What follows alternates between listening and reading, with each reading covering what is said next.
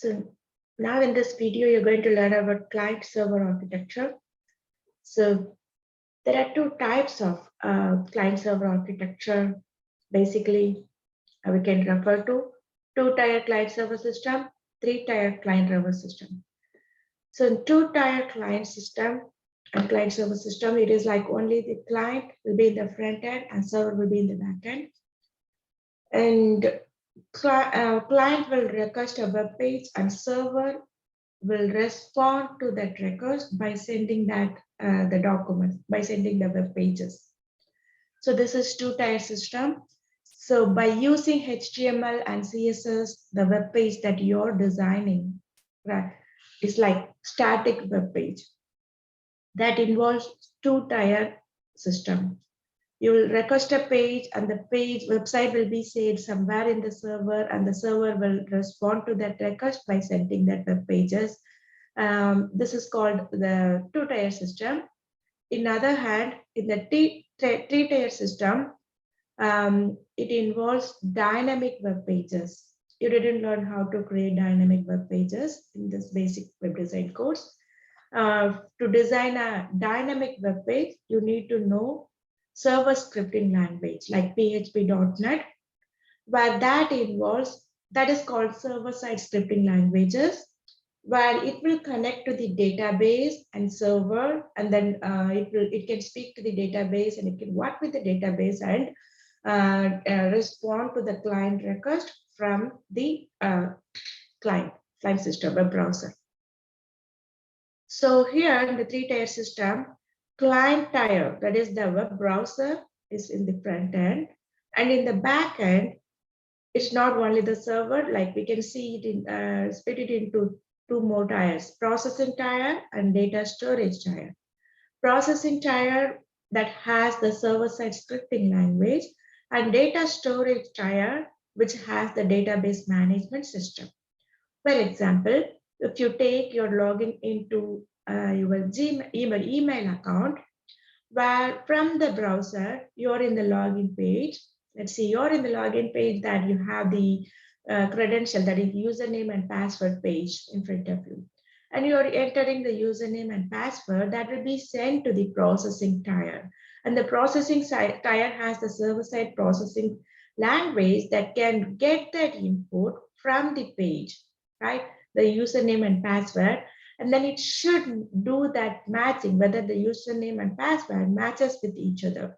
For that, it will reach out to the data storage tier where it has the data management system that it will do the checking of whether the password matches with the username, so that it will respond. If the match occurs, then it will respond to the processing tier saying that this credential is approved. Then it will let the user to get into the page. So this is called dynamic web page. Okay, because you're entering the information entered is gathered by the server-side processing system, and it involves database for processing the input, and then it will respond to that request by letting the user in or whatever the request is. Okay, so this is the example for three-tier client-server system where it involves the server and also the data storage tier or data processing tier. So if you take the another example for this, let's say the Google search engine, where this client server is the web browser that you're in the Google server search engine, Google page, okay, Google search page, and you're entering some keywords, okay. So the keywords will be entered, the entered keywords will be sent to the server-side processing. Then it will reach out to the Google database and just pick all the websites that is related to that keyword. And then that will be sent to the server and that will be sent back to the browser. This is also another example of three-tier system. So wherever you the browser, the page is getting the information from the user to the form, then processing that input and sending the result accordingly and sending the response accordingly, it means it is dynamic web page, which involves three-tier client server system. So what is the difference between, see, the basics of two-tier, that along with the HTML and CSS, it can just involve client-side scripting for some kind of interactivity that you're going to learn in this chapter. But in three-tier architecture, it involves server-side scripting. Okay, so what is the difference between the client-side scripting and server-side scripting? So both client-side scripting and server-side scripting can show some kind of interactivity in web pages. Unlike the static web pages, even the both client-side scripting and server-side scripting can provide some kind of dynamic activity or interactivity. That is, whatever based on the user input, there will be some change in the web pages. So that is that dynamic thing or interactivity can be done both by server-side scripting and client-side scripting. So what is the difference?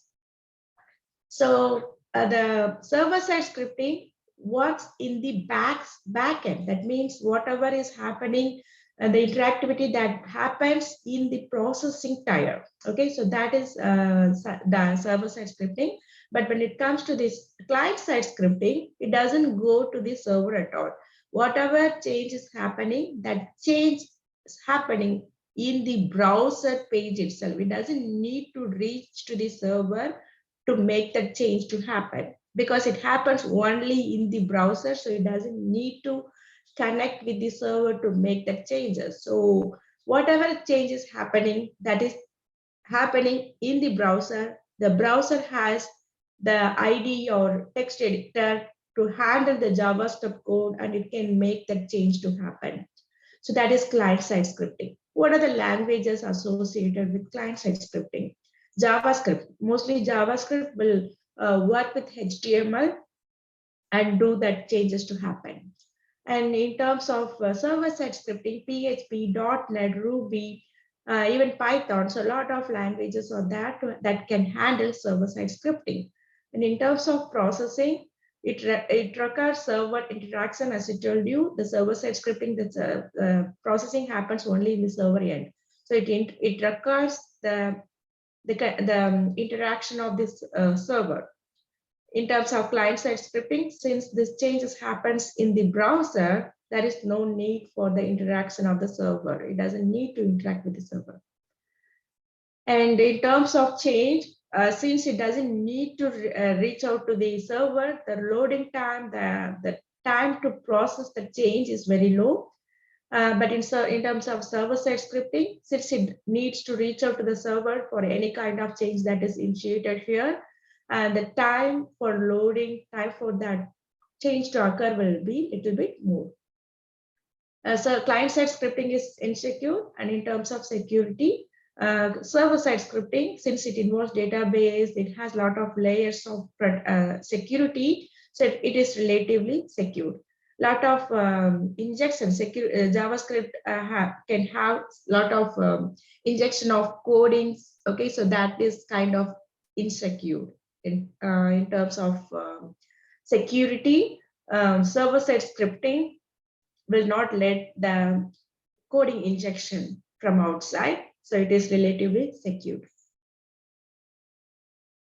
So that is the difference. Okay, so you're going to learn about the JavaScript, like how you can provide the interactivity by using the client-side scripting language called JavaScript, and how it allows the web page, the authors to develop some kind of interactivity in static web pages. That's what you're going to learn in JavaScript.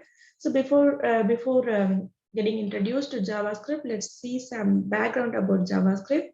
So it provides the basic idea of JavaScript is to provide the dynamic functionality without reaching to the server. If you have seen something that pop up when you hover over the mouse in the web page, some web pages, that all those things that is related with JavaScript, whatever change that happens, like dragging the object, grabbing the object and putting it together, or some pop-up message that that appears in the web pages. There are a lot of dynamic activity that you can provide without server interaction by using JavaScript. Okay, so those kind of facilities that can be provided by JavaScript. So JavaScript is originated in 1995. And initially, it was developed to support the Netscape Navigator web browser. It doesn't have, even though it has the name JavaScript, it doesn't have any relationship with the programming language Java. It was just named after the marketing tactics, but because by that time Java was very popular. Since it is the scripting language, new scripting language to make it popular, it was named as JavaScript, but the actual base of JavaScript is C. It was written on the top of C language. Both JavaScript and PHP. PHP is the server-side scripting language. JavaScript is the client side. So both PHP and JavaScript is written based on C. Okay. So JavaScript provides all this dynamic functionality using this concept called DOM, D-O-M, Document Object Model. So in the next in 1 or 2 videos, I will explain what is object-oriented programming, where you will understand what is object. So document object model, I will just give you the shallow level explanation. The main concept of JavaScript to provide this dynamic functionality is this DOM concept, where in web page, everything will be considered, each and every element will be considered as an object. Object will be associated with some functionalities. So you will pick each element as an object and apply some functionality on that. So that is called DOM. That through that object only we are providing some dynamic functionality. Okay, so you will get to understand. You will understand what is DOM soon. But the basic dynamic functionality providing concept is DOM. Okay, based on that only we are providing that interactivity. Okay, so that is about client-server architecture. In the next video, you will understand the basics of programming. Thank you.